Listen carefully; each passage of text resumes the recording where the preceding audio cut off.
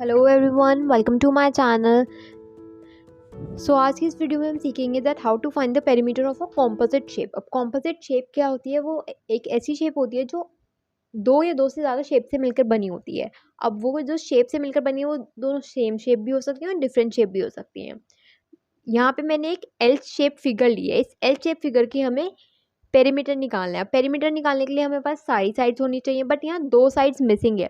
तो सबसे पहले हम वो दो साइड्स निकालेंगे एंड देन पेरीमीटर कैलकुलेट करेंगे। तो अब दो साइड निकालने के लिए क्या होता है कि क्या करना होता है हमें? वो बहुत ही सिंपल है कि हमें शेप को हर तरीके से कनेक्ट कर देना होता है।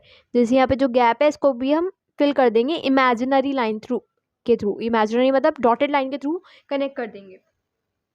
ये डॉटेड लाइन सिर्फ हम अपने लाइक कैलकुलेशन इजी करने के लिए बनाते हैं। इसको आप बनाने के बाद जब साइज निकल जाए तो इरेज कर दीजिएगा एग्जाम में, क्योंकि ये सिर्फ हमें साइड्स कैलकुलेट करने में ही मदद करती है। इसका वैसे कोई रोल नहीं है आगे, ठीक है, कैलकुलेशन में।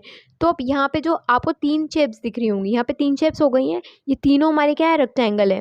अब देखिए ये वाला जो रेक्टेंगल है, अगर रेक्टेंगल की ऑपोजिट साइड इक्वल होती है, अगर ये 4 सेंटीमीटर है तो हमारी ये भी 4 सेंटीमीटर हो गई। ये हमारी 4 सेंटीमीटर हो गई और ये 7 सेंटीमीटर है तो ये भी एक पूरे 7 सेंटीमीटर होगा।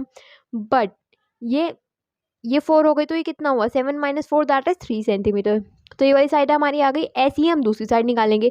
ये 11 सेंटीमीटर है तो ये भी पूरी हमारी क्या होनी चाहिए? 11 सेंटीमीटर होनी चाहिए, ठीक है। बट ये 3 है तो ये भी 3 होगी, ऑपोजिट साइड्स क्योंकि इक्वल होती हैं। तो अब ये 3 हो गई, ये पूरी 11 है तो 11 - 3 दैट इज ये 8 सेंटीमीटर होगी। तो हमारे पास अब दोनों साइड्स आ गई। तो पेरीमीटर क्या होता है? पेरीमीटर होता है that is sum of all the sides. Boundary का सम होता है ना, तो बाहर बाहर की साइड्स का सम लेना है। तो इनका कोई रोल नहीं है, तो अब इसको मैं इरेज कर देती हूँ क्योंकि हमारी साइड्स आ गई हैं। अब हम बस पेरीमीटर निकालेंगे साइड्स को ऐड करके। Perimeter of the composite shape will be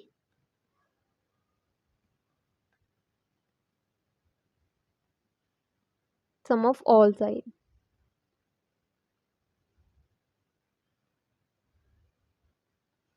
So that would be 7 plus 3 plus 3 plus 8 plus 4 plus 11. These all are in centimeter, okay? So that would be 7 plus 3 10, 10 plus 3 13, 13 plus 8 21, 21 plus 4 is 25, 25 plus 11 would be 36. So perimeter of this shape will be 36 centimeter, okay?